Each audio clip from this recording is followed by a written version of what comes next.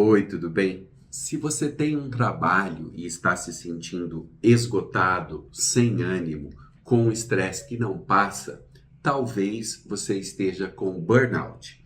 A Organização Mundial da Saúde reconheceu a doença ocupacional em 2022 e a estimativa é que ela atinja cerca de 30% dos trabalhadores brasileiros.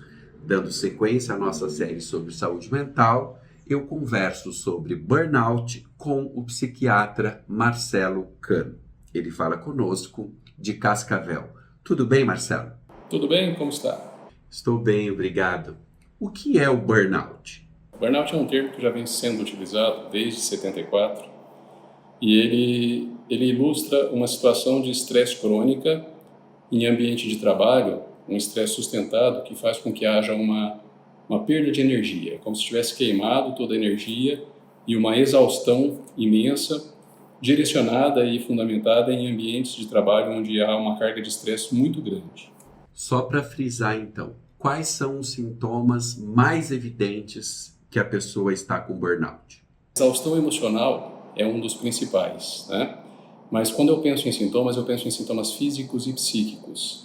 Então, além dessa exaustão emocional, além dessa falta de energia mental, dessa desconcentração, de sintomas muito parecidos com ansiedade, depressão, o indivíduo sofre também de sintomas físicos, como cansaço, fadiga, a falta de energia para os afazeres do dia a dia, não só para o trabalho, indisposição, problemas clínicos de uma sorte maior, como problemas cardiológicos, aumento de pressão, desregulação do eixo que controla os açúcares do sangue.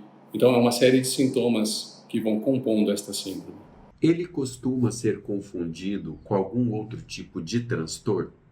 É importante a gente salientar o seguinte: burnout não é uma entidade que ocorre de um dia para o outro.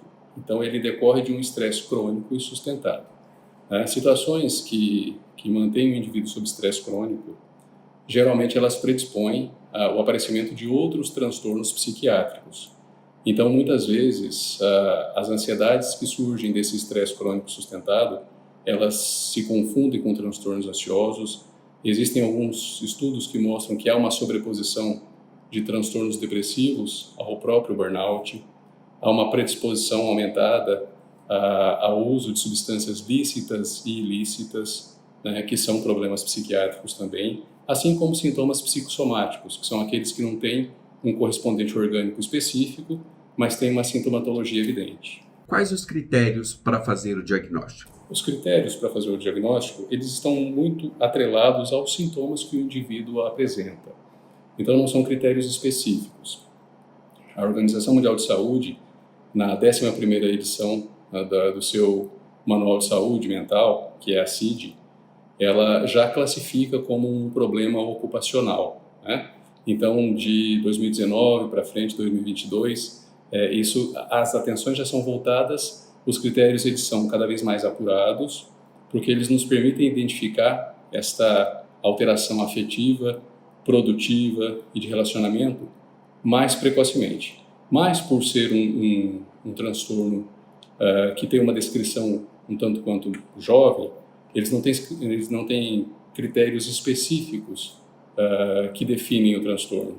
E eles se baseiam, então, o diagnóstico se baseia na apresentação desses sintomas e no entendimento do ambiente nocivo no qual o indivíduo está inserido. Existem tipos ou graduações diferentes, né, de burnout? Como são critérios que estão em agrupamento, isso na psiquiatria é uma situação bastante comum, há uma tendência em subtipificar o burnout, né? Então, uma subtipificação dele é o burnout por sobrecarga de trabalho. É um indivíduo que tem turnos excessivos, que trabalha de forma ininterrupta, que não tem uma jornada, um descanso no meio da jornada, é um tipo de burnout. O outro tipo de burnout pode ser para aqueles indivíduos que têm uma capacidade, mas não têm a estrutura profissional para desempenhar toda a sua capacidade, né? Como se fosse uma negligência nas suas qualidades e habilidades. Então, o indivíduo tem capacidade de desempenhar o seu papel, o seu trabalho, mas ele não tem a estrutura organizacional que permite a ele que desempenhe da melhor forma. Então isso faz com que haja uma frustração sustentada e, decorrente disso, o estresse, que pode efetivamente levar ao burnout. Quais são os fatores de risco? Os fatores de risco para o desenvolvimento de burnout, eles são basicamente divididos em três grandes conjuntos. Fatores organizacionais, fatores individuais, pessoais, e fatores laborais. Os fatores organizacionais, eles começam com a burocracia excessiva no ambiente de trabalho. Uma burocracia excessiva, e quando a gente fala desses fatores, nós já temos uma ideia do que isso será possível de ser feito para que haja uma proteção do indivíduo contra o burnout. Burocracia extrema, falta de autonomia, normas institucionais rígidas, onde o indivíduo fica aprisionado a estas normas e muitas vezes, por não ter uma comunicação eficiente, ele não consegue desempenhar o seu papel de forma adequada. Ambientes físicos onde eu tenha um risco para a minha saúde ou para a minha integridade, excesso de exposição ao frio, ao calor, acúmulo de tarefas por um mesmo indivíduo, são fatores organizacionais que aumentam a predisposição ao burnout. Além destes fatores individuais, fatores individuais, por exemplo, indivíduos pessimistas, indivíduos perfeccionistas, que exigem de si muito mais do que dos outros, indivíduos com um padrão de exigência pessoal muito grande, então pessoas muito competitivas, pessoas de uma escolaridade um pouco mais avantajada, indivíduos com controle, que exercem muito controle sobre os outros.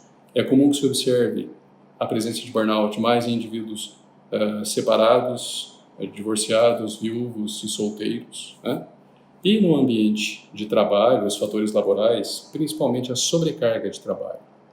Essa sobrecarga de trabalho dividida em turnos, e há um exemplo que se dá, é a questão dos profissionais que trabalham com a saúde, que trabalham em hospitais em turnos extenuantes, excessivos, ambiguidade de papel, onde o indivíduo é o funcionário e é também o chefe, não tendo autonomia para isso, são fatores que aumentam a chance do indivíduo desenvolver um estresse prolongado no ambiente de trabalho e, por consequente, a síndrome de burnout. No Brasil, Marcelo, qual a prevalência entre homens e mulheres? A prevalência do burnout ela não é muito bem definida. Os estudos mostram o seguinte: em torno de 70% da população economicamente ativa e em trabalhos formais, ela sofre de algum estresse em algum momento da sua jornada. E destas pessoas, 30%, 20 a 30% podem desenvolver o burnout. Não há uma definição muito clara de prevalência entre os sexos. O que se sabe é que ele se apresenta com algumas particularidades no sexo masculino e no sexo feminino.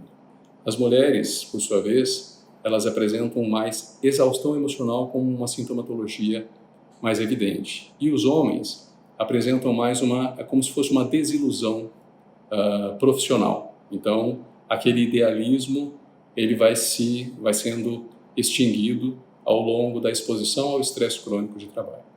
Como as empresas têm demonstrado preocupação com o burnout? A preocupação com o burnout, ela se estende aos fatores de risco.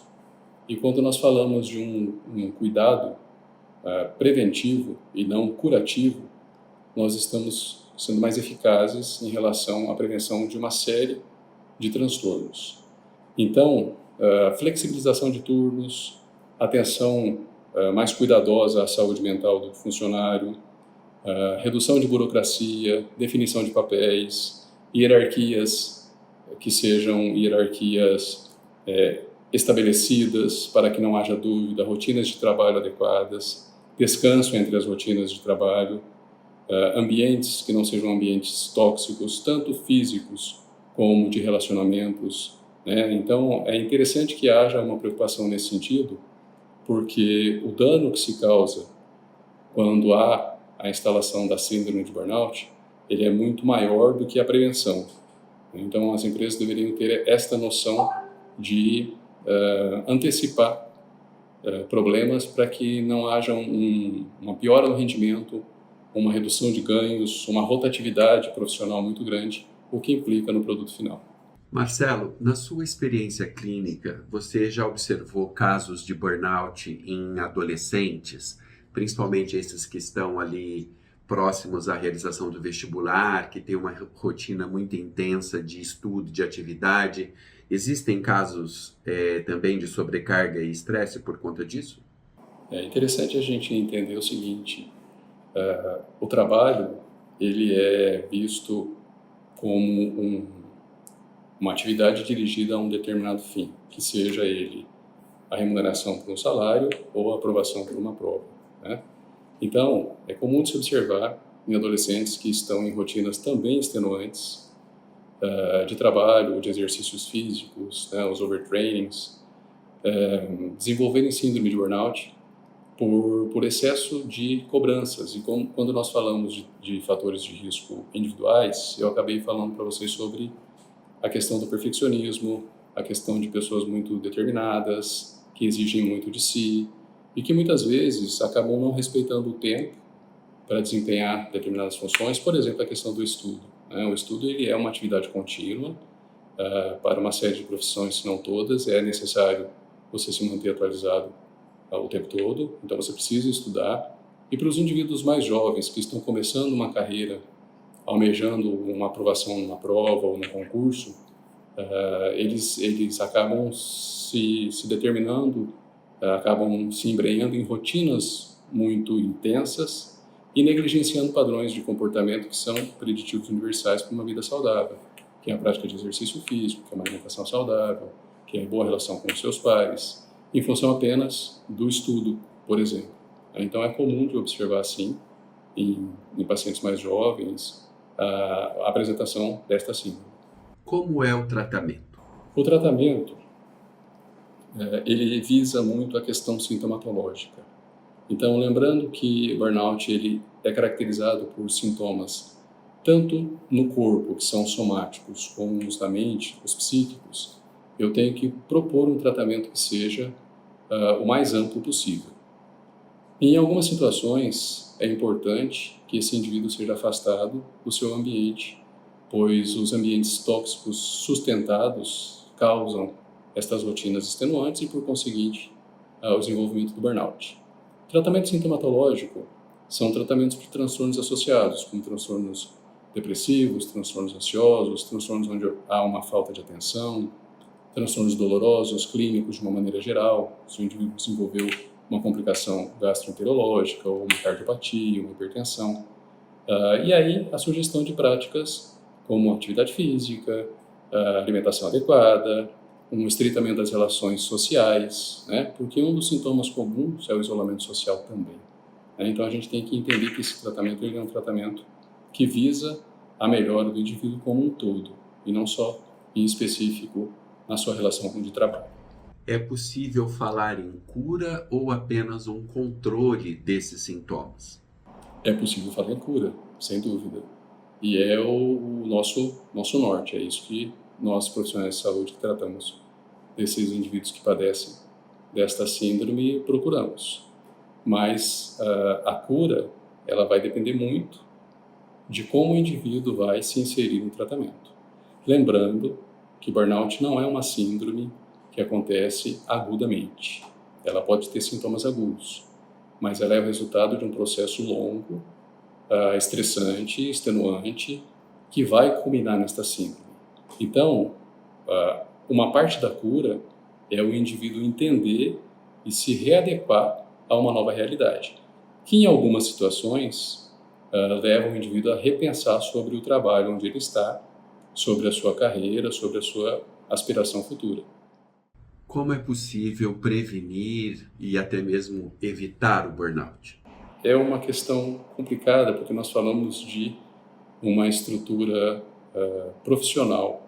Quando nós pensamos que a gênese dos transtornos psiquiátricos, uma parte delas é ambiental, nós estamos falando, no burnout especificamente, de um ambiente ruim, tóxico, que casa com critérios de personalidade, de idealismo, que não estão se encontrando em algum momento.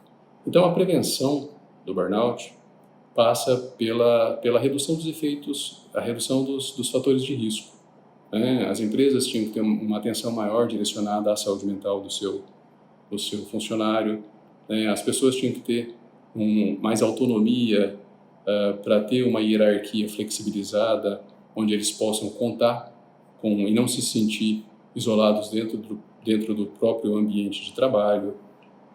As empresas deveriam disponibilizar um atendimento mais humano, reconhecer que as jornadas e turnos de trabalho, quando são extenuantes, devem ser reduzidas, como é feito em uma série de grandes empresas, né, com turnos flexíveis. Existe uma série de fatores que previnem o burnout. Marcelo, obrigado pela entrevista. Obrigado pelo convite, pela possibilidade de levar informação, e tenham todos um bom aproveitamento do conteúdo.